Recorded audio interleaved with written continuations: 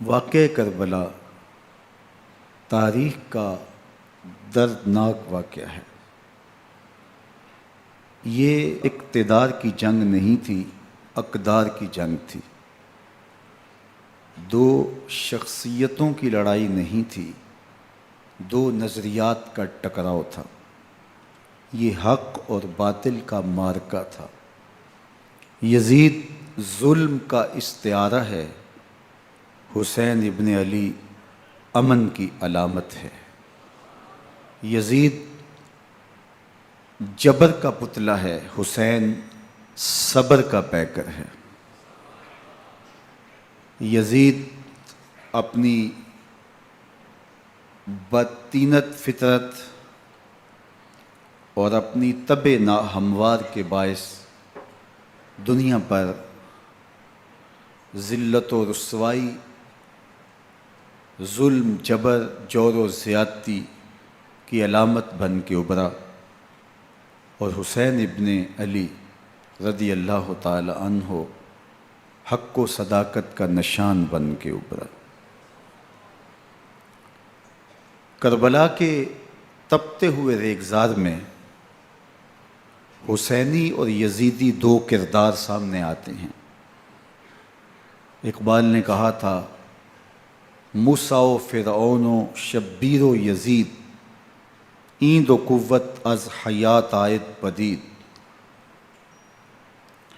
زندہ حق از قوت شبیری است، باطل آخر داغ حسرت میری است، سرخ رو عشق غیور از خون او، شوخی ای مصرع از مضمون او، تا قیامت قطع استبداد کر، موج خون او چمن ایجاد کر۔ یزید بہدل کی بیٹی محسون کا ناپاک بیٹا تھا، اور حسین محمد عربی کی بیٹی فاطمہ کا شہزادہ تھا۔ یزید دمشق کے اطراف میں سرجون اور جریر اختل جیسے اوباشوں کے جرمٹ میں پل کے جوان ہوا۔ حسین کے گھر کا دروازہ مسجد نبوی کے اندر کھلتا تھا۔ یزید نشے میں دھت ہو کر کے نمازیں چھوڑ دیتا تھا۔ حسین کی کربلا کے اندر بھی نماز تہجد قضا نہیں ہوئی۔ یزید ظلم کا دوسرا نام ہے، حسین امن کی علامت ہے۔ یزید نے زندگی میں ایک مرتبہ حج کیا اور شراب کے مٹکے ساتھ لے کے آیا، اور اختل اور دیگر گویوں اور مغنیوں کو اپنے ساتھ رکھا تاکہ سفر آسانی سے کٹے۔ حسین ابن علی نے 25 حج سواری ہونے کے باوجود پیدل کیے۔ یزید حج بیت اللہ کے بعد مدینہ المنورہ آیا اور شراب کی ایک مجلس بپا کی۔ حضرت امام حسین رضی اللہ تعالی عنہ جب وہاں پہنچے تو شراب کی پھیلی ہوئی بدبو کو محسوس کرتے ہوئے فرمایا، یہ بو کیسی ہے؟ تو نشے میں دھت یزید بولا، یہ شام میں بنتی ہے، اور ایک جام منگوایا اور اس کو پیتے ہوئے دوسرا جام حضرت امام حسین رضی اللہ تعالی عنہ کی طرف بڑھاتے ہوئے کہا، ابا عبداللہ لیجئے۔ تو حضرت امام حسین رضی اللہ تعالی عنہ نے فرمایا، میں اس کی طرف دیکھتا بھی نہیں ہوں، اور پھر وہ عشقی اشعار پڑھنے لگا۔ جب یزید کی شراب نوشی کا منظر امام حسین رضی اللہ تعالی عنہ اپنی آنکھوں سے دیکھ چکے تھے تو مجھے بتاؤ، یزید کے ہاتھ پہ امام حسین کا پاک ہاتھ کیسے آتا؟ حضرت امام حسین رضی اللہ تعالی عنہ جس ماحول میں پلے تھے، جس ماحول میں پرورش پائی تھی، جس ماحول میں رہے تھے، وہ پاکیزہ اور تقدس مآب ماحول تھا۔ اور یزید کبھی اطراف دمشق میں، کبھی غوطہ میں، کبھی الخضرہ محل میں، اور کبھی کہاں داد عیش دیتا رہا اور لہو و لعب کے اندر مصروف رہا، اور اس کی زندگی ان چیزوں سے عبارت تھی۔ وہ محرمات کو حلال قرار دیتا، شراب نوشی اس کی ہڈیوں میں رچی ہوئی تھی، اور شریعت بیضا کا مذاق اڑایا کرتا۔ اور حسین ابن علی رضی اللہ تعالی عنہ کی دوستیاں جن لوگوں سے تھی وہ عبداللہ ابن عباس تھے، عبداللہ ابن عمر تھے، حضرت عبد الرحمن بن ابو بکر رضی اللہ تعالی عنہ تھے۔ یزید تو جوا کھیلتا رہا، یزید تو قمار بازی کرتا رہا، یزید تو شراب نوشی کرتا رہا، اور حسین ابن علی مسجد نبوی کے ممبر میں حضور کے پہلوؤں میں بیٹھتے رہے۔ زمانے نے وہ منظر دیکھا کہ سرخ رنگ کے جوڑے پہنے ہوئے حسنین کریمین حجرہ فاطمہ سے نکلتے ہیں، کم عمری کی وجہ سے کبھی گرتے ہیں کبھی سنبھلتے ہیں، اور آقا کریم خطبہ ارشاد کر رہے ہیں، خطبہ چھوڑ کے حضور نے شہزادوں کو اٹھا لیا۔ وہ منظر بھی زمانے نے دیکھا۔ حضرت عبداللہ بن شداد کہتے ہیں کہ حضور سجدے میں تھے اور سجدہ اتنا طویل ہو گیا، ہمیں لگا یا تو وحی کا نزول ہو رہا ہے یا پھر اللہ کا حکم آ گیا اور اللہ کے محبوب کی روح قبض کر لی گئی۔ لیکن میں نے جب نظریں اٹھا کے ننکیوں سے دیکھا تو کیا منظر تھا کہ حسین ابن علی حضور کی پشت پہ بیٹھے ہوئے اور میرے آقا سجدے کو طول دے رہے ہیں۔ اللہ اکبر! حسین کے لیے پیغمبر کے سجدوں کو طول دیا جا رہا ہے۔ حسین ابن علی کبھی ممبر پہ حضور کی اطراف میں بیٹھتے ہیں، وہ منظر بھی دنیا نے دیکھا کہ حضور کے مبارک کندھوں پر حسین ابن علی بیٹھے ہیں اور حضور کی زلفوں کو پکڑا ہوا ہے۔ تو حضرت عمر رضی اللہ تعالیٰ عنہ دیکھ کے کہتے ہیں واہ واہ کیسی سواری میسر آئی حسین ابن علی کو۔ تو میرے آقا مسکرا کے کہتے ہیں عمر سواری دیکھتے ہو سوار بھی تو دیکھو۔ اللہ اکبر! حضرت اسامہ بن زید بن حارثہ رضی اللہ تعالیٰ عنہ فرماتے ہیں رات کا ایک پہر گزر گیا اور مجھے حضور سے کوئی کام تھا، میں آقا کریم کی خدمت میں حاضر ہوا، در دولت پہ دستک دی، حضور تشریف لائے تو چادر اوڑی تھی، بکل کی ہوئی تھی میرے حضور نے، تو میں نے اپنی حاجت کہی تو حضور نے میری حاجت پوری کر دی۔ لیکن ایک منظر میں نے دیکھا کہ حضور نے جو چادر کی بکل فرمائی تھی اس کے اطراف میں پہلوؤں میں ابھار تھے جس طرح اندر کوئی ہو۔ مجھ سے نہ رہا گیا، میں نے پوچھ لیا، میں نے کہا بندہ نواز چادر کے اندر کیا ہے؟ فَكَشَفَهُ، تو حضور نے چادر کو کھول دیا۔ فَإِذَا الْحَسَنُ وَالْحُسَيْنُ عَلَىٰ وَرِكَيْهِ، تو کہتے ہیں میں نے اپنی آنکھوں سے دیکھا ایک پہلو سے امام حسین لپٹے ہوئے تھے، ایک پہلو سے امام حسن لپٹے ہوئے تھے۔ فرمایا یہ میرے بیٹے ہیں، یہ میری بیٹی کے بیٹے ہیں، اے اللہ میں ان سے پیار کرتا ہوں، تو بھی ان سے پیار کر، جو ان سے پیار کرے اس سے بھی پیار کر۔ ان کی محبت کا درس دیا، ان کے پیار کا سبق پڑھایا، کہا ان سے پیار کرنے والا میرے سے پیار کرنے والا ہے، ان سے بغض رکھنے والا میرے سے بغض رکھنے والا ہے۔ ان کی تکلیف حضور کو بے چین کر دیتی تھی۔ حضرت سیدہ فاطمہ الزہرا رضی اللہ تعالی عنہ کے گھر کے قریب سے گزرے تو حضرت امام حسین کے رونے کی آواز آ رہی تھی، تو آقا کریم علیہ السلام نے فرمایا کہ فاطمہ حسین کو چپ کرواؤ، الا تعلمی ان بقاءہ یوزینی، تو جانتی نہیں حسین کا رونا مجھے دکھ دیتا ہے۔ حسین ابن علی کو حضور رونے نہیں دیتے تھے، ان کو دکھی نہیں ہونے دیتے تھے، کیونکہ رسول اللہ صلی اللہ علیہ وسلم جانتے تھے کہ یہ کتنے دکھ سہے گا، کتنی تکلیفوں سے گزرے گا اور کتنے مصائب سہے گا۔ زمانے نے وہ گھڑیاں بھی دیکھیں کہ حضرت حذیفہ بن یمان رضی اللہ تعالیٰ عنہ فرماتے ہیں کہ میں حضور کی خدمت میں نماز مغرب کی ادائیگی کے لیے حاضر ہوا، اور میں نے یہ اجازت خاص طور پہ اپنی ماں سے اس شرط پہ لی تھی کہ امی آپ مجھے اجازت دیں، میں حضور کی خدمت میں حاضر ہوتا ہوں، مغرب کی نماز بھی ادا کروں گا اور پھر حضور سے عرض کروں گا حضور میرے لیے اور میری ماں کے لیے بخشش کی دعا کر دیجئے۔ ماں نے اس شرط پہ اجازت دے دی اور میں حضور کی خدمت میں آ گیا، نماز مغرب ادا کی، سلام پھرا تو میرے دل میں آرزو تھی میں حضور سے عرض کروں حضور میرے لیے اور میری ماں کے لیے مغفرت کی بخشش کی دعا کر دیں، لیکن حضور عبادات میں ذکر میں نوافل میں ایسے مشغول ہوئے کہ میں آرزو رکھنے کے باوجود بھی عرض نہ کر سکا۔ خیر نماز عشاء کا وقت ہوا، اذان پکاری گئی، حضور مصلی پہ آئے، نماز پڑھی، سلام پھرا، تو میرے دل میں پھر خیال آیا کہ ماں سے ایک نماز کی چھٹی لی تھی، نمازیں بھی 2 ہو گئیں، ماں نے جاتے پوچھنا ہے حضور سے میرے لیے اور اپنے لیے مغفرت کی، بخشش کی دعا کروائی تھی، تو کیا جواب دوں گا؟ اور حضور اٹھے اور کاشانہ اقدس کی طرف چل دیے۔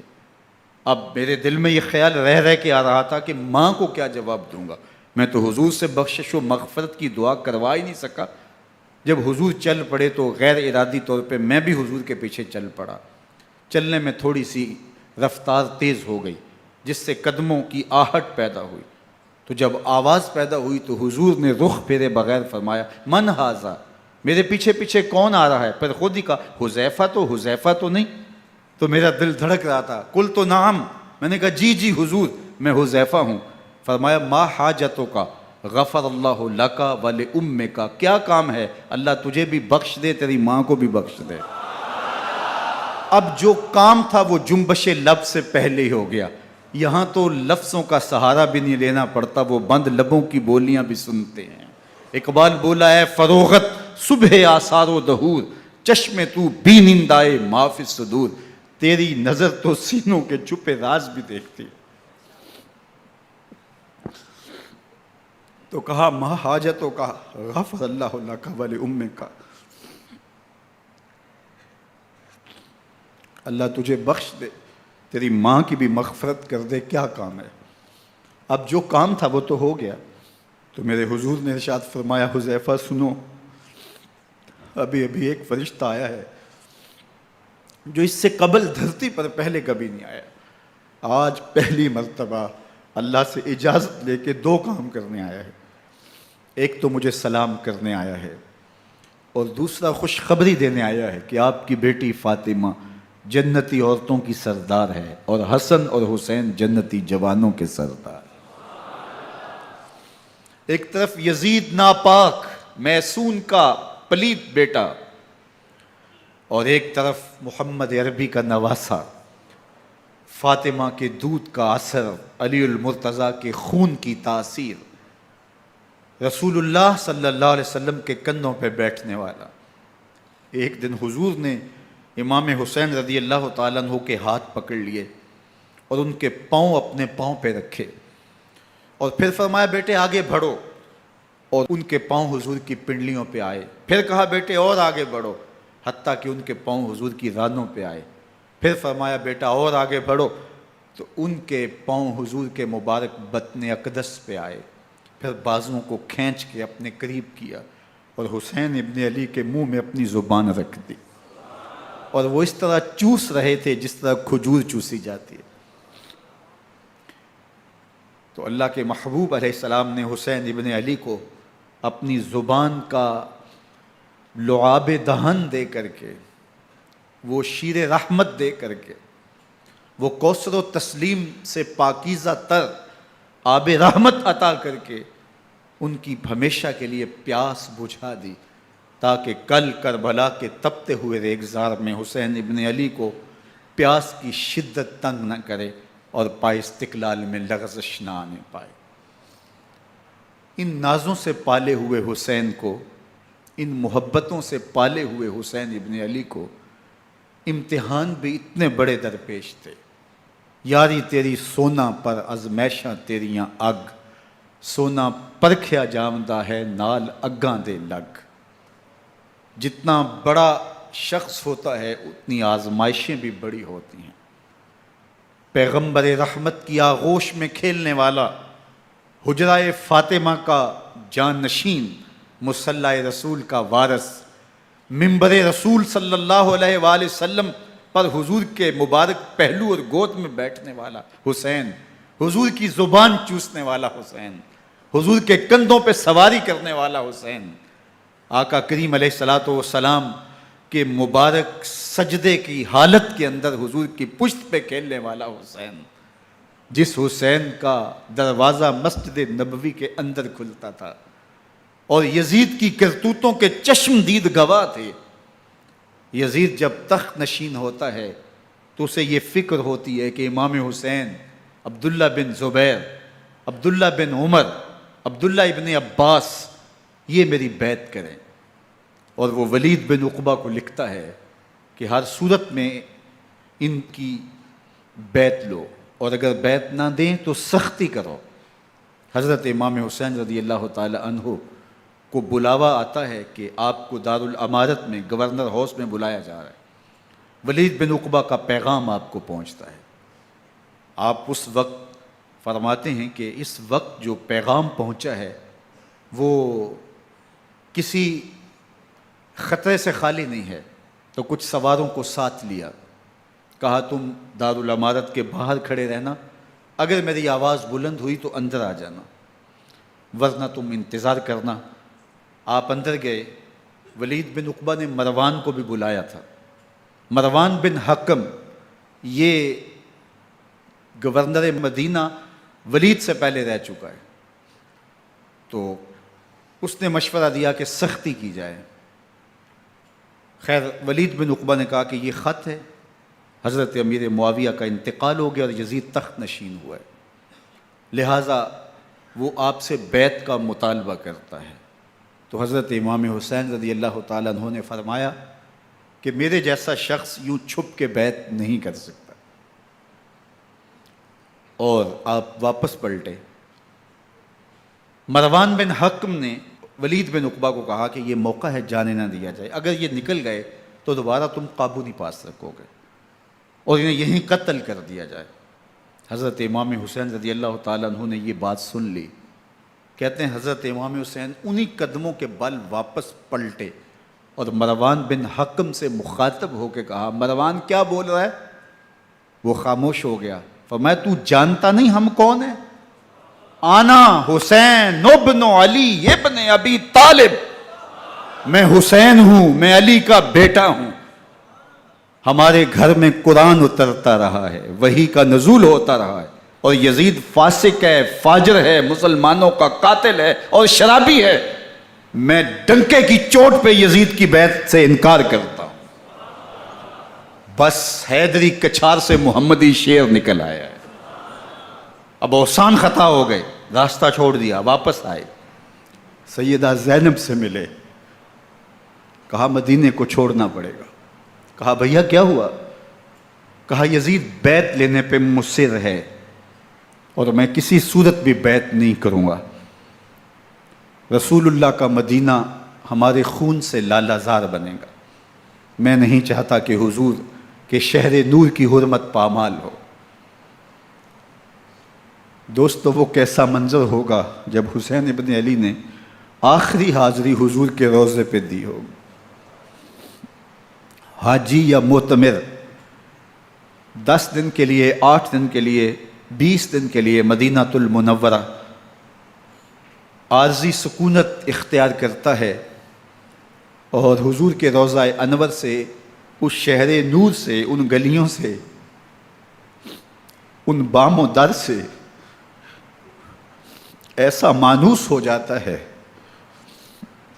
کہ جب واپس پلٹ رہا ہوتا ہے ان دعاؤں کے ساتھ کہ دوبارہ آنا بھی نصیب ہو، اور اسے لگتا ہے کہ میں دوبارہ بھی بلایا جاؤں گا، لیکن اس کے باوجود شہر حبیب چھوڑنا قیامت سے کم نہیں ہوتا۔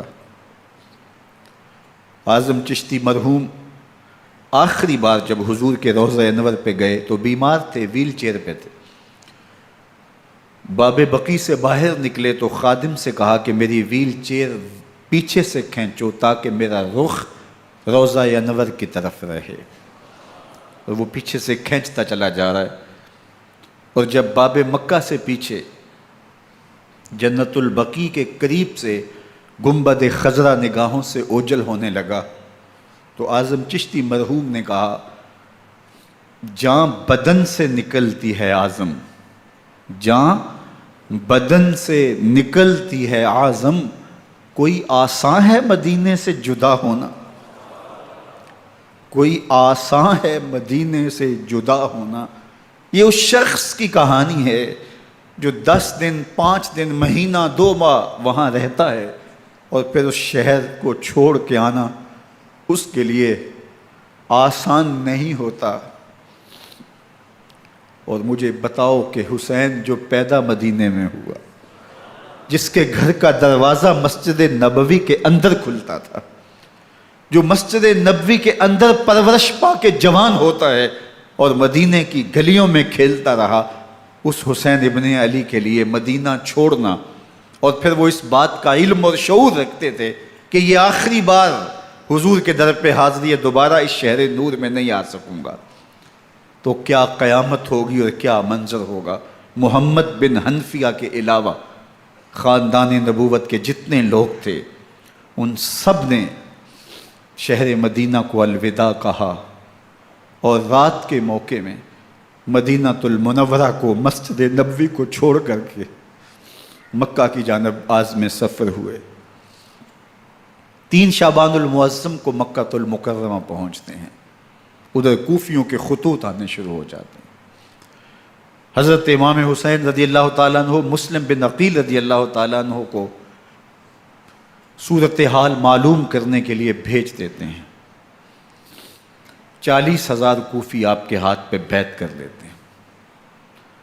ادھر 25 پیدل حج کرنے والے حضرت امام حسین 8 ذی الحج کو احرام باندھتے ہیں، لیکن آپ کو پتہ چلتا ہے کہ حاجیوں کے روپ میں قاتل چھپا دیے گئے، تو آپ اس احرام کو حج کی بجائے عمرے میں بدلتے ہیں اور کوفے کی جانب عازم سفر ہوتے ہیں۔ کائنات والو، ذرا سینے پہ ہاتھ رکھ کے دیکھو کہ یہ کتنا مشکل مرحلہ تھا۔ اس دین کی آبرو کو بچانے کے لیے حضرت امام حسین رضی اللہ تعالیٰ عنہ نے کتنا بڑا قدم اٹھایا۔ آپ کے بہی خواہ، دوست، احباب عبداللہ بن عمر یہ سارے روکتے ہیں۔ عبداللہ بن عباس کہتے ہیں حضرت نہ جائیے، الکوفی لا یوفی، کوفی کبھی وفا نہیں کرتے، آپ کے والد کو وہاں شہید کیا گیا، لیکن آپ ایک فرض کو نبھانے جا رہے ہیں۔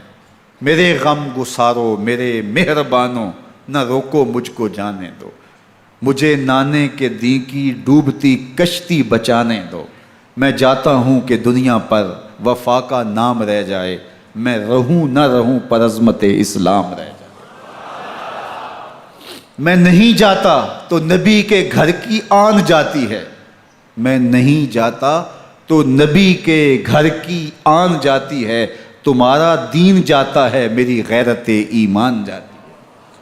حضرت امام حسین یہاں سے چلتے ہیں، ابھی راستے میں ہی پہنچتے ہیں کہ یہ خبر آتی ہے کہ کوفے والوں نے بے وفائی کر دی، حضرت مسلم بن عقیل رضی اللہ تعالیٰ عنہ کو شہید کر دیا گیا، نعمان بن بشیر معزول کر دیے گئے، ابن مرجانہ ابن زیاد وہاں متعین کر دیا گیا جو سخت گیر شخص تھا، اور اس نے لوگوں کو ڈرایا، دھمکایا، اور کوفے کے لوگوں کے دل بدل گئے اور وہ بیتیں توڑنے لگے۔ وہ منظر مسجد کوفہ کا کتنا دلگداز تھا، جب امام نماز کے لیے کھڑے ہوئے تو 40,000 لوگ آپ کے پیچھے تھا۔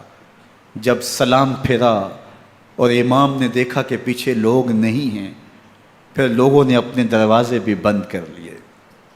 رات کی تنہائیاں ہیں اور حضرت مسلم بن عقیل کو کوئی پناہ دینے والا نہیں ہے، لوگوں نے دروازے بند کر لیے کہ کہیں ہمارے گھر میں نہ آ جائیں اور ہم مشقت اور حکومتی تشدد کا شکار نہ ہوں۔ کتنا دردناک لمحہ ہے حضرت مسلم بن عقیل رضی اللہ تعالیٰ عنہ پہ، اور پھر حضرت مسلم بن عقیل بے دردی سے شہید کر دیے جاتے ہیں۔ آپ ابھی راستے میں ہیں، یہ ساری کہانی پہنچتی ہے کہ حضرت مسلم شہید کر دیے گئے اور بے دردی سے شہید کر دیے گئے۔ وہ جنہوں نے خط لکھے تھے کہ ہم آپ کے ساتھ ہیں اور ہم منتظر ہیں، چشم برا ہیں، آپ کے قدموں کی چاپ سننے کے لیے بےتاب ہیں، آج انہوں نے بیتیں توڑ دی، 40,000 کوفی منحرف ہو گئے۔ مسجد کوفہ کا وہ منظر کس قدر روح کو تڑپا دینے والا تھا۔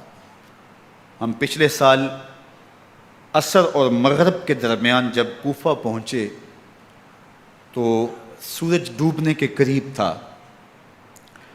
میں نے اپنی زندگی میں اتنا اداس موسم کہیں نہیں دیکھا جتنا اداس موسم کوفے میں دیکھا۔ ایسے لگتا تھا جس طرح کوفے کی آب و ہوا آج بھی شرمندہ ہے۔ جو مسلم بن عقیل اور خاندان نبوت کے ساتھ اہل کوفہ نے کیا، حضرت امام حسین رضی اللہ تعالیٰ عنہ کو ان کے بہی خواہوں نے، اعزاء نے، اقربا نے، دوستوں نے، آوان و انصار نے، ساتھیوں نے کہا کہ حضرت حالات یکسر تبدیل ہو گئے، اب ہمیں مراجعت کر جانی چاہیے، واپس پلٹ جانا چاہیے۔ تو حضرت امام حسین کافی سوچ بچار میں رہے، پھر اس کے بعد آپ نے فیصلہ کیا کہ ہم آگے بڑھیں گے۔ دوستوں نے کہا کہ حضرت اگر آپ آگے بڑھیں گے تو ہمیں لگتا ہے کہ وہ آپ کے ساتھ سلوک اچھا نہیں کریں گے اور آپ بچوں کے سامنے پیاس سے شہید کر دیے جائیں گے۔ تو حضرت امام حسین رضی اللہ تعالیٰ عنہ نے وہاں ایک خطبہ ارشاد فرمایا کہ لوگو تم جو مجھے بتا رہے ہو مجھے اچھی طرح معلوم ہے، جو تم مجھے منظر پیش کر رہے ہو وہ میری نگاہوں میں ہے، اور جو کچھ ہونے والا ہے چشم تصور وہ منظر دیکھ رہی ہے۔ چونکہ حضرت امام حسین رضی اللہ تعالیٰ عنہ کی شہادت کی خبر حضرت امام حسین کے پیدا ہوتے ہی خاندان نبوت میں عام تھی۔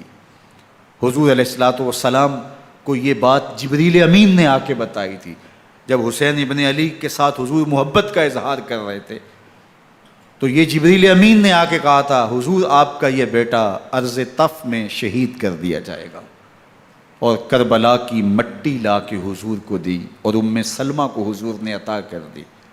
حضرت ام سلمہ کہتی ہیں کہ ایک دن میں سوئی تو خواب دیکھا کہ حضور کے مبارک بال بکھرے ہوئے ہیں اور سخت پریشان ہیں، تو میں نے کہا کہ حضور آپ کی یہ کیا حالت ہے؟ وَبِيَدِهِ قَارُورَةٌ، اور حضور کے ہاتھ میں ایک شیشی ہے، فِيهَا دَمٌ، جس کے اندر خون ہے۔ تو میں نے کہا حضور یہ کیا؟ فرمایا میں قتل گاہ حسین سے آ رہا ہوں اور یہ حسین ابن علی کا خون ہے۔ تو کہا 10 محرم کا دن تھا، دوپہر کا یہ منظر تھا، میں قیلولہ کر کے اٹھی، جب میں نے دیکھا تو وہ شیشی جس میں کربلا کی مٹی رکھی تھی وہ خون بن چکی تھی۔ تو یہ خبر پہلے دی گئی تھی، یہ بتا دیا گیا تھا۔ فرمایا میرے دوستو جو تم مجھے بتاتے ہو میں اس سے بے خبر نہیں ہوں، یہ سب کچھ ہونے والا ہے، لیکن اس کے باوجود میں کیوں جا رہا ہوں؟ تو آپ کا ایک تاریخ ساز جملہ ہے جو کربلا کے فلسفے کو ہمارے سامنے رکھتا ہے کہ یہ اتنا بڑا امتحان کیوں دیا۔ حضرت امام حسین رضی اللہ تعالیٰ عنہ نے فرمایا وَلَكُمْ فِي أُسْوَةٌ، میں اس لیے جا رہا ہوں قیامت تک ظلم، جبر اور ناانصافی کے خلاف کھڑے ہونے والوں کے لیے کوئی نمونہ تو ہو۔ میری زندگی قیامت تک ظلم، جبر اور استحصالی نظام کے خلاف کھڑے ہونے والوں کے لیے نمونہ ہے۔ تو حضرت امام حسین رضی اللہ تعالیٰ عنہ نے حق اور باطل کے درمیان ایک سرخ لکیر کھینچ دی اپنے خون سے۔ اب حق اور باطل کا امتیاز کرنا مشکل نہیں ہے، کوئی باطل پہ اڑا رہے تو الگ بات ہے، لیکن امتیاز کرنا مشکل نہیں ہے۔ حدود بالکل واضح کر دیں۔ اقبال نے یہاں کتنی خوبصورتی کے ساتھ اس مضمون کو نبھایا۔ سرخ رو عشق غیور از خون او، شوخی این مصرع از مضمون او، تا قیامت قطع استبداد کر، موج خون او چمن ایجاد کر۔ ایک جہاں آباد کر دیا، حق اور باطل کی راہیں اجال دی۔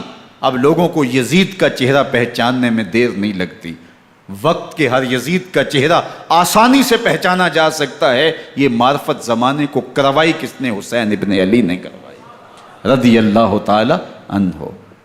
تو حضرت امام حسین نے فرمایا کہ جو میرے ساتھ ہونے والا ہے میں اچھی طرح جانتا ہوں، لیکن میں اس کے باوجود آگے بڑھوں گا۔ پھر بڑھے اور کربلا میں جا کے خیمہ زن ہو گئے۔ 7 محرم کو پانی بند کر دیا گیا، پانی بند ہوا تو کھانا بھی میسر نہیں تھا، لیکن ذکر پانی کا ہوتا ہے اس لیے کہ کھانے کے بغیر انسان کئی دن کاٹ لیتا ہے، لیکن پانی کے بغیر گزر نہیں ہوتی۔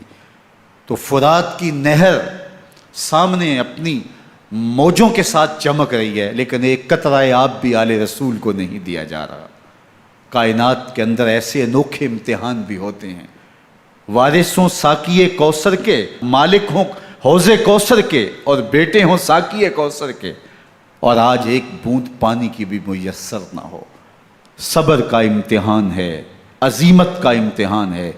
حضرت امام حسین رضی اللہ تعالیٰ عنہ خیمہ زن ہو گئے، 3 دن تک پانی بند رہتا ہے، 9 محرم کو رات کی تنہائی میں حملہ آور ہونا چاہتے ہیں، لیکن آپ نے کہا کہ ہمیں اللہ کے حضور عبادت اور ذکر کے لیے وقت دیا جائے۔ ساری رات ذکر میں گزرتی ہے، عبادات میں گزرتی ہیں۔ رات کے اندھیرے میں آپ چراغ بجھا دیتے ہیں۔ آوان و انصار کو کہتے ہیں کہ ان کی دشمنی میرے ساتھ ہے، انہیں میرا خون چاہیے، اگر تم رات کی تاریکی میں نکل جاؤ تو میں تم سے کوئی مواخذہ نہیں کروں گا، اور یہ بھی تمہارا پیچھا نہیں کریں گے، اس لیے کہ ان کا مطلوب تم نہیں ہو، ان کا مطلوب میں ہوں۔ جب چراغ جلایا تو کوئی بھی نہیں گیا۔ مسلم بن اوسجہ کھڑے ہو کے کہتے ہیں حضرت اگر ہمارے بدن کو 70 بار کاٹا جائے اور جلایا جائے اور ہواؤں میں اڑا دیا جائے پھر بھی آپ کا ساتھ نہیں چھوڑیں گے۔ 70 سال کے بوڑھے ہیں حبیب بن مظاہر، کہتے ہیں حضرت آپ کو چھوڑ کے جائیں کہاں، آپ کو چھوڑ کے جائیں کہاں، کوئی ساتھ چھوڑنے کے لیے تیار نہیں ہے، پیاس ہے، سخت گرمی ہے، کربلا کا ماحول ہے، 72 افراد اور خاندان کی خواتین میدان کربلا میں خیمہ زن ہیں، دوسری طرف لشکر اعداء اشقیا 22,000 کی تعداد میں مقابلے میں، ایک روایت 30,000 کی ہے۔ ان صرف 72 پیاسے لوگوں کے لیے اتنے لوگوں کو جمع کرنے کا مقصد خوف زدہ کرنا تھا۔ شرط ہے کہ یزید کی بیعت کر لیں، محاصرے توڑ دیں گے، پانی دستیاب ہوگا، اعزاز و اکرام سے نوازا جائے گا، خزانوں کے منہ کھول دیے جائیں گے۔ لیکن حسین ابن علی کہتے تھے سب کچھ لٹ جائے گا، باطل کے ہاتھ پہ ہاتھ نہیں رکھوں گا۔ اللہ اکبر۔ اب صبح طلوع ہوتی ہے، عاشور کا دن چڑھتا ہے، سورج اپنی پوری تمازت کے ساتھ گرمی برسا رہا ہے۔ آج خاندان نبوت کا امتحان زمانے نے دیکھنا ہے۔ رسول اللہ کا لعاب چوسنے والا اس کے صبر کا آج امتحان ہے، حضور کے کندھوں پہ کھیلنے والے حسین کا آج امتحان ہے۔ اللہ اکبر۔ حسین ابن علی تمام حجت کرتے ہیں میں نے تمہارا کچھ نہیں بگاڑا، میں نے کسی کا خون نہیں کیا، میں نے کوئی زیادتی نہیں کی، تم کیوں میرے قتل کے در پہ ہو؟ تم جانتے نہیں میں کون ہوں؟ میں تمہارے نبی کا نواسا ہوں، رسول اللہ صلی اللہ علیہ وآلہ وسلم کے کندھوں پہ کھیلتا رہا ہوں، حضور کا لعاب چوستا رہا ہوں، اور میں بوسہ گاہ رسول صلی اللہ علیہ وآلہ وسلم ہوں۔ لیکن ان اشقیاء کے دل پر کوئی چیز اثر انداز نہیں ہوتی۔ ایک ہور ہے، اللہ اس کے دل میں نرمی ڈالتا ہے۔ پہلے تو امام حسین کو گھیر کے لے کر کے آتا ہے، لیکن بعد میں وہ قافلہ یزید سے قافلہ حسین کی طرف آ جاتا ہے۔ امام حسین فرماتے ہیں تو دنیا میں بھی ہور ہے، آخرت میں بھی ہور ہے، آزادی مل جاتی ہے۔ باقی 22,000 کا لشکر جرار امام حسین کے قتل کے در پہ ہے۔ پھر تاریخ نے خاندان نبوت کا وہ انوکھا امتحان دیکھا۔ حضرت امام حسین کے بچے بالخصوص خواتین پیاس کی شدت میں حلق خشک ہیں۔ حضرت سکینہ تڑپ کے اپنے باپ سے کہتی ہیں کہ مجھے 6 ماہ کے علی اصغر کی پیاس نہیں دیکھی جا رہی۔ بچے کو ہاتھوں پہ اٹھاتے ہیں اور نہر فرات کے کنارے پہنچ کے فرماتے ہیں اشقیاء سے مخاطب ہو کے تمہارا معاملہ میرے ساتھ ہے، اس 6 ماہ کے بچے نے تمہارا کچھ نہیں بگاڑا، اور چلو بھر کے اس کا حلق سیراب کرنا چاہتے ہیں۔ ایک 2 شاخہ تیر آتا ہے جو حضرت علی اصغر کے گلے کو چیر دیتا ہے۔ راوی لکھتے ہیں کہ وہ عام تیر نہیں تھا، جانوروں کو شکار کرنے کے لیے جو بڑے تیر ہوتے ہیں وہ 2 شاخہ تیر تھا۔ وہ گردن کو کاٹ دیتا ہے، خون بہنے لگتا ہے، گردن لٹک جاتی ہے۔ حضرت امام حسین وہ بہتا ہوا خون اپنے چلو میں لیتے ہیں اور آسمان کی طرف اچھال کے کہتے ہیں مالک حسین کی یہ قربانی بھی قبول فرما۔ یہ تماشا لب بام نہیں ہے، بچہ بیمار ہو ڈاکٹر جواب دے دیں، ماں باپ کے ہاتھ پھول جاتے ہیں، زندگی کی سانسیں ابھی چل رہی ہوتی ہیں، لیکن ڈاکٹر کہے کہ یہ میرے بس کا روگ نہیں ہے، کہیں اور لے جاؤ، تو زندگی کا لف و نشر غیر مرتب ہو جاتا ہے۔ میں سلام پیش نہ کروں حسین ابن علی کو، 6 ماہ کا علی اصغر ہاتھوں میں دم توڑتا ہے، گردن لٹک جاتی ہے، خون بہہ رہا ہے، اب خیموں کی طرف بڑھ رہے ہیں، لیکن زبان پہ شکایت نہیں ہے، کہتے ہیں مالک حسین کی یہ قربانی قبول کر لے۔ اب خیموں کی طرف آنا، شہر بانوں ام رباب سیدہ زینب حضرت سکینہ سلام اللہ علیہا کا سامنا کوئی آسان کام نہیں تھا، لیکن حسین ابن علی آتے ہیں، شہزادے کو یہاں خیموں کے قریب رکھ کے کہتے ہیں کہ یہ حوض کوثر سے سیراب ہو گیا ہے۔ اللہ اکبر، کوہرام مچ جاتا ہے خیموں کے اندر، کیا منظر ہوگا اور ان کو کن الفاظ کے پیرائے میں ڈھال کر کے ان کیفیات کو بیان کیا جا سکتا ہے جو اہل بیت کے خیموں کے اندر علی اصغر کی شہادت کے بعد کا منظر رقم ہو رہا ہوگا۔ اللہ اکبر، ادھر اشکیا آوازیں دے رہے ہیں، مبارزت کے لیے پکار رہے ہیں۔ زمانے نے پھر وہ منظر بھی دیکھا کہ جوان بیٹے کو 18 سال کی کمائی حضرت امام حسین میدان عمل میں بھیج رہے ہیں۔ وہ علی اکبر جو حسین کا نور نظر ہے، آنکھوں کا قرار ہے، دل کی تسکین ہے۔ اور پھر حضرت علی اکبر جب گھوڑے کی زین سے فرش زمین پہ گرتے ہیں تو باپ کو آواز دیتے ہیں، اور حضرت امام حسین جو ہے وہ آگے جا کے بیٹے کی لاش اٹھاتے ہیں۔ اللہ اکبر، 18 سال کے بیٹے کی لاش کو کندھوں پہ اٹھا کے خیموں تک لاتے ہیں اور ہاتھ پھیلا کے کہتے ہیں مالک حسین کی یہ قربانی بھی قبول فرما۔ کبھی قاسم بن حسن کی لاش اٹھا کے لاتے ہیں، کبھی اون و محمد کی لاشیں اٹھا کے لاتے ہیں، بھتیجوں کی، بھانجوں کی، بھائی عباس کے کٹے ہوئے بازو اور زخموں سے چھدا ہوا لاشا۔ کیا کیا قیامتیں تھیں جو اس کربلا کے ایک میدان کے اندر نہیں توڑی گئیں۔ حضرت امام حسین پر دکھ پہ دکھ، تکلیفوں پہ تکلیفیں۔ اب 71 لاشیں اٹھا کے خیموں تک پہنچا چکے، اور ادھر مبارزت کی دعوت دی جا رہی، آؤ میدان عمل میں آؤ، اب دیر کیوں کر رہے ہو۔ رسول اللہ کا حرم، رسول اللہ کی شہزادیاں جو نازوں میں پلی تھیں، وہ کلیاں جو شبنم کا بوجھ بھی گوارا نہیں کر سکتی تھی، آج مصیبتوں کے پہاڑ ٹوٹ گئے۔ حضرت امام حسین کبھی شہربانوں کو، کبھی ام رباب کو دلاسا دیتے ہیں، کبھی حضرت زینب کو کہتے ہیں۔ حضرت زینب کربلا کے اس میدان کے اندر بڑے حوصلے کے ساتھ اپنے بھائی کے ساتھ کھڑی رہی، اپنے 2 بیٹے راہ خدا میں پیش کیے، ان کی لاشیں وصول کیں، لیکن زینب جس جرأت کے ساتھ، جس پامردی کے ساتھ اس سارے منظر کو حوصلے کے ساتھ سہتی رہی، وہ یقیناً حوصلہ سیدہ زینب سلام اللہ علیہا کا ہی ہے۔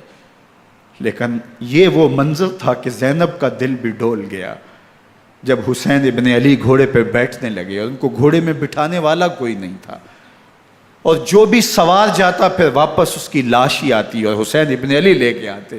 آج حسین ابن علی جا رہے ہیں، زندگی کا سارا سرمایہ لٹ رہا ہے، حضرت زینب سلام اللہ علیہا سنبھل نہیں رہی۔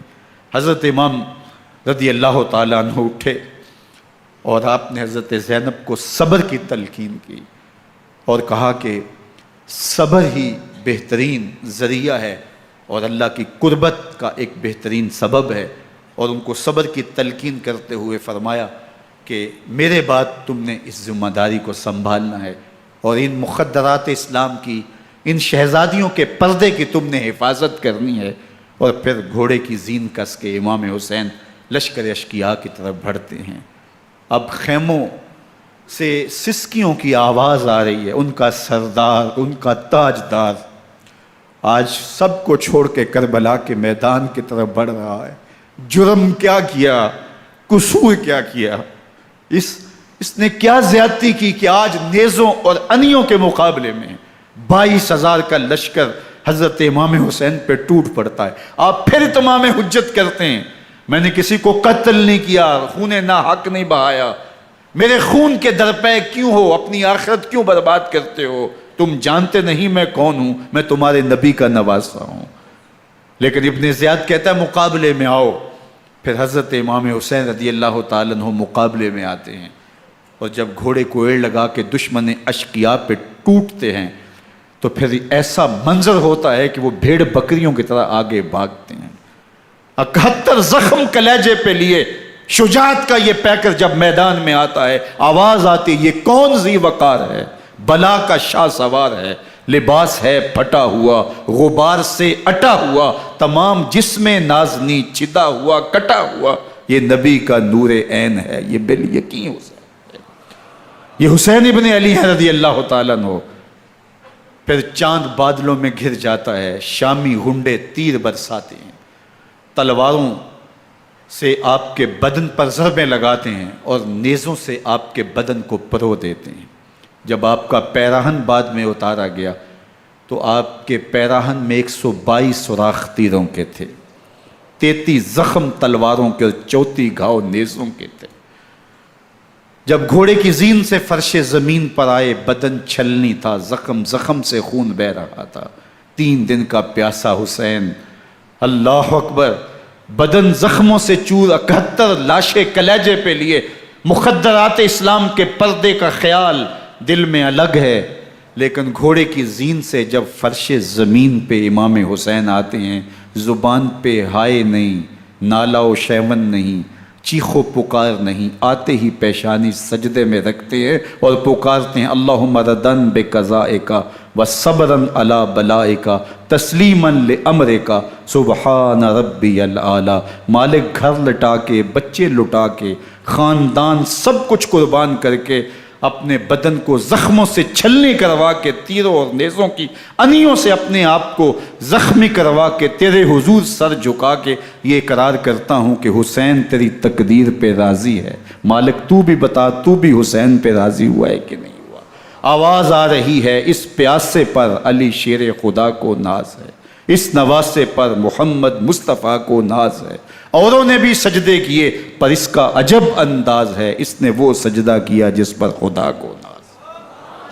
حسین ابن علی رضی اللہ تعالیٰ عنہ کا سر انور دستے قاتل نے تب کاٹا جب وہ سجدے میں جھکا ہوا تھا۔ یزید نے کہا میں بیعت لوں گا، امام حسین نے کہا کبھی بھی نہیں دوں گا، یہ سر کٹ سکتا ہے جھک نہیں سکتا۔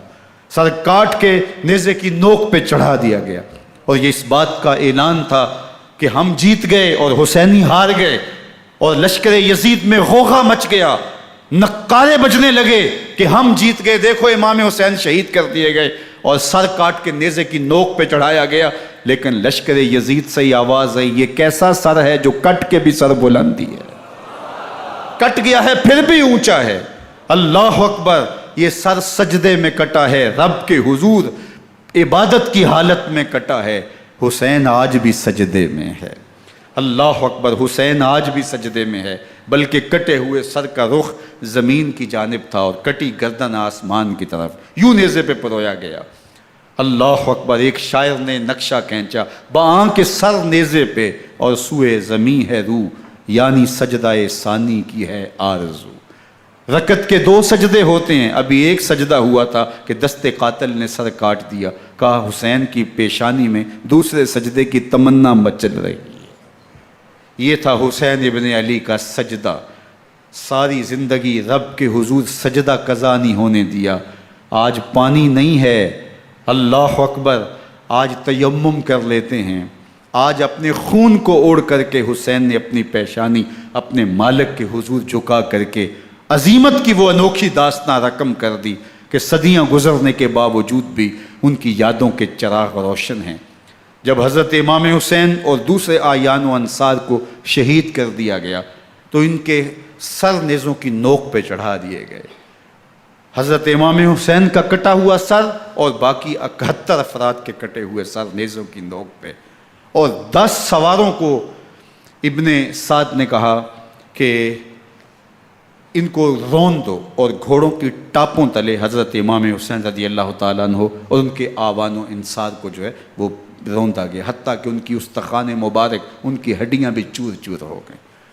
روننے سے قبل ان کا لباس اتار لیا، ان کے کپڑے اتار لیے گئے، اللہ اکبر، کیسی دردناک گھڑیاں تھیں۔ یزید کا صرف یہی بد کرداری کا مرحلہ نہیں تھا، اس کربلا کے صحرا کے اندر یزید نے جس طرح امام حسین رضی اللہ تعالیٰ عنہ کو شہید کیا اور حضرت امام حسین کے خاندان کو شہید کیا، جب مدینہ المنورہ پر یزید نے مسلم بن عقبہ کو مقرر کیا، جس کو بزرگوں نے مصرب بن عقبہ کہا ہے، تو اس کو کہا 3 دن تک مدینے کا حرم تمہارے لیے حلال ہوگا، جو چاہو تم کرنا، اور شامی فوجوں کو اجازت ہوگی۔ تو وہاں بھی انہوں نے 10,000 تابعین اور 700 صحابہ کو شہید کیا۔ حضرت ابو سعید خدری رضی اللہ تعالیٰ عنہ گھر سے باہر نکلے، کافی بوڑھے ہو چکے تھے، تو انہوں نے حضرت ابو سعید خدری کو پکڑ لیا، کہا تم کون ہو؟ کہا مجھے ابو سعید خدری کہتے ہیں۔ تو کہا ہاں تمہارا نام سنا ہے، اور داڑھی سے پکڑ کے کھینچا اور کہا کہ ہے تمہارے پاس جو ہمیں دو؟ تو کہا کہ میرے پاس تو کچھ بھی نہیں، میں تو فقیر آدمی ہوں۔ تو ان کے گھر ان کو لے گئے، تو 2 کبوتر رکھے تھے حضرت ابو سعید خدری نے، تو وہ کبوتر لوٹ کے لے گئے۔ اللہ اکبر۔ حضرت ابن سنان رضی اللہ تعالیٰ عنہ کو، جو حضور کے علم بردار تھے فتح مکہ کے دن، ان کو ستو پہلے پلائے اور پھر ان کی گردن کاٹی گئی، اور کہا یہ ہے وہ ستو جو تم زندگی میں آخری بار پیو گے۔ ایک گھر میں داخل ہوئی شامی فوج، تو ایک خاتون کے ابھی بچہ پیدا ہوا تھا، اور قابلہ نے، دائیا نے، وہ بچہ ماں کی چھاتی پہ لٹایا، اور وہ ماں کا پہلا دودھ پی رہا تھا۔ تو یہ جا کے کہنے لگے نکالو تمہارے پاس جو کچھ ہے۔ تو اس خاتون نے کہا تم جانتے ہو یہ بچہ کون ہے؟ تو انہوں نے کہا ہم نہیں جانتے۔ کہا یہ حضرت ابن ابی کبشہ انماری رضی اللہ تعالیٰ عنہ کا بچہ ہے، اور یہ وہ صحابی ہیں کہ جو بیت الشجرہ کے موقع پہ حضور کے ہاتھ پہ بیعت کرتے ہیں۔ انہوں نے اس چیز کا لحاظ نہ کیا کہ جو کچھ ہے وہ ہمیں دو، ورنہ تیرے بچے کو نہیں چھوڑیں گے۔ تو ماں بچے سے مخاطب ہو کے کہتی ہے، ابھی بچہ پیدا ہوا ہے اور ماں سے پہلا دودھ پی رہا ہے، کہ بیٹے اگر میرے پاس کچھ ہوتا، وہ قیمتی سے قیمتی چیز بھی ہوتی، تیری جان کے لیے قربان کرتی، لیکن اس وقت میرے پاس کچھ ہے نہیں۔ تو ایک شکی آگے بڑھا اور بچے کو ایک ٹانگ سے پکڑ کے کھینچ کے دیوار کے ساتھ پٹک کے مارا، جس سے دماغ کا بھیجا نکل گیا۔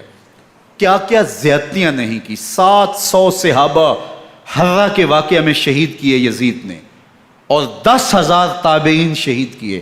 مسجد نبوی میں ممبر رسول کے ساتھ گھوڑے باندھے، اور وہ ممبر رسول اور مصلی رسول کے قریب لید کرتے رہے۔ حضرت سعید بن المسیب فرماتے ہیں میں نابینا تھا اور حضور کے روضہ انور کے پاس بیٹھا تھا، اور یزید کے سپاہی آتے، جو بھی مسجد میں نظر آتا پکڑ کے لے جاتے، مجھے نابینا سمجھ کے چھوڑ دیتے، لیکن میں پریشان تھا کہ ظہر کا وقت ہوگا، عصر کا وقت ہوگا، مغرب عشاء کا وقت ہوگا، نہ اذان، نہ اقامت، نہ جماعت، تو کیسے مجھے پتہ چلے گا کہ نماز کا وقت ہو گیا، اور کیسی میری نمازوں کا کیا بنے گا؟ میں اس فکر میں بیٹھا تھا۔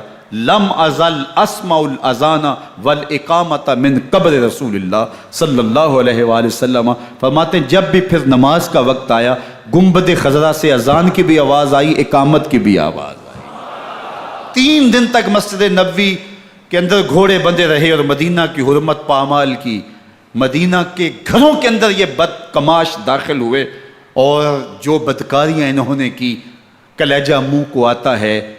1002 شیزائیں ان بدکاروں کی بدکاریوں کی وجہ سے کنواری حالت کے اندر حاملہ ہوئی۔ 3 دن تک مدینے کا حرم انہوں نے پامال کیا، اور پھر مکہ المکرمہ میں کعبۃ اللہ پر گولے برسائے، اور کعبہ کا غلاف جل گیا۔ وہ تو یزید مر گیا، اور حضرت عبداللہ ابن زبیر رضی اللہ تعالیٰ عنہ نے اپنی خلافت کا اعلان کیا۔ یزید کے یہ کرتوت تھے، ادھر اہل مدینہ کو ستایا، ادھر اہل مکہ کو ستایا، اور رسول اللہ صلی اللہ علیہ وسلم کے خانوادے کی بے حرمتی اور توہین کی۔ نہ صرف انہیں قتل کیا گیا، ان کی لاشوں پہ گھوڑے دوڑائے۔ ابن سعد اور شمر جو ہے وہ خیموں میں داخل ہوا، اور مخدرات اسلام کی چادریں چھیننے کی کوشش کی۔ حضرت زینب سلام اللہ علیہ نے مخاطب ہو کے کہا ہمارے چہرے کے رکھوالے چلے گئے ہیں، ظالم تو خیال نہیں کرتا ہم رسول اللہ کی بیٹیاں ہیں۔ حضرت شہربانو، حضرت زین العابدین اور حضرت زینب سلام اللہ علیہ، ان تینوں کو ایک اونٹ پہ باندھا گیا، اور باقی اونٹوں پہ باقی سادات کو، حضور کی شہزادیوں کو باندھا گیا، رسیوں میں جکڑا گیا، اور اونٹوں پہ باندھ کر کے کوفے کی جانب آگے آگے شہیدوں کے سر چل رہے ہیں، اور پیچھے یہ قافلہ چل رہا ہے۔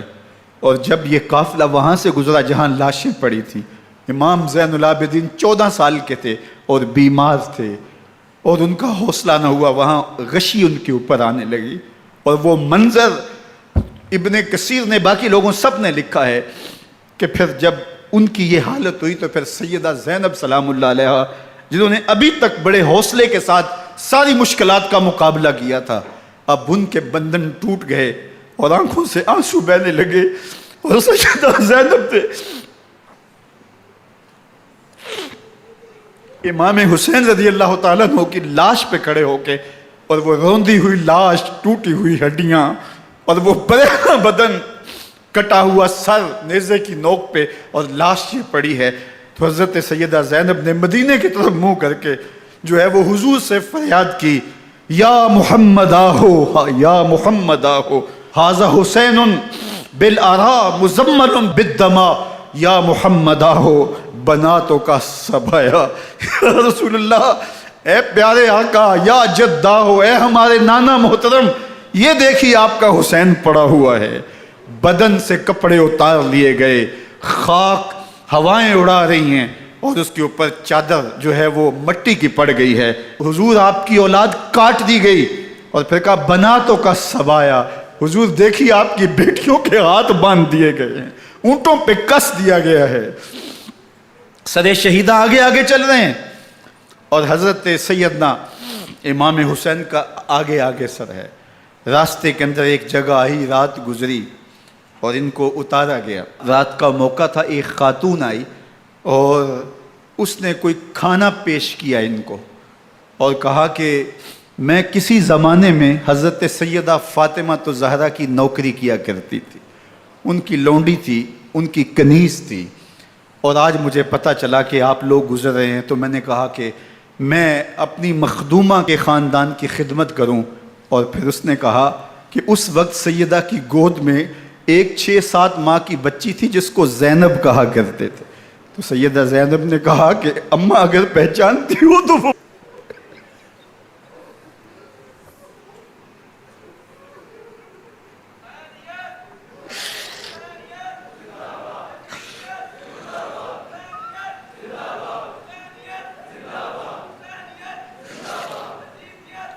یہ تاراج اور لٹا ہوا کارواں پھر وہاں سے کوفے میں کیسے پہنچا، اور کوفے کے اندر سیدہ زینب سلام اللہ علیہا نے وہ یزید کے دربار میں، ابن زیاد کے دربار میں وہ جرأت آمیز جو باتیں کہیں، اللہ اکبر، زینب کی زبان میں علی کی خطابت بول رہی تھی، اور پھر دشمن اور دوست سارے رونے لگے، اور وہ کیا دل گداز منظر تھے۔ اور پھر یہ سروں کا قافلہ اور سادات کرام کا مشکیں کسی ہوئی ہیں اور اونٹوں پہ باندھے ہوئے، ان کو وہاں سے پھر قادسیہ اور قادسیہ سے پھر دمشق یزید کے دربار میں پہنچایا گیا، اور وہاں سے یہ لٹے ہوئے خانمہ برباد تاراج لوگ مدینہ المنورہ میں کیسے پہنچے، اور اہل مدینہ نے کیسے استقبال کیا، اور وہ منظر کتنا دلگداز تھا جب اہل مدینہ زینب سے پوچھتے تھے زینب حسین کہاں ہے؟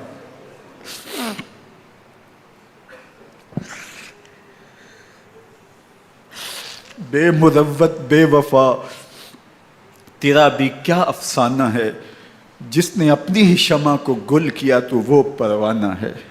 اپنے پیغمبر کے شہزادوں کو اور اپنے پیغمبر کی شہزادیوں کو جو دکھ اس امت نے دیے، یہ کائنات کی ایک انوکھی داستان ہے۔ اللہ ہمیں اسوہ شبیری پہ عمل کی توفیق عطا کرے اور ان کے نقوش پاک کی برکتیں دے، اہل بیت کی محبت ہماری روحوں میں جذب کر دے، اور جس عظیمت کے ساتھ، جس حوصلے کے ساتھ انہوں نے دکھوں کو جھیلا، جو دہکتی آگ کے شعلوں پہ سویا وہ حسین، جو جواں بیٹے کی میت پر نہ رویا وہ حسین، جس نے سب کچھ کھو کے کچھ نہ کھویا وہ حسین، مرتبہ اسلام کا جس نے دوبالا کر دیا، خون نے جس کے دو عالم میں اجالا کر دیا، جو کہ سوزے غم کو سانچے میں خوشی کے ڈھال کے، مسکرایا موت کی آنکھوں میں آنکھیں ڈال کے۔ اے حسین ابن علی تم پر سلام، نازش آل نبی تم پر سلام۔ ذرا میرے ساتھ یہ پڑھ لیجئے، اے حسین ابن علی تم پر سلام، نازش آل نبی تم پر سلام، تم پہ لاکھوں رحمتیں لاکھوں سلام، اے شہیدان محبت کے امام، لالا گوں لالا بدن لالا کفن، اے چمن اندر چمن، زندگی ہی زندگی تیری حیات اے حیات اندر حیات اندر حیات، افتخار ملت بیضا ہے تو، رب کعبہ کی قسم یکتا ہے تو، فخر کا دل میں دری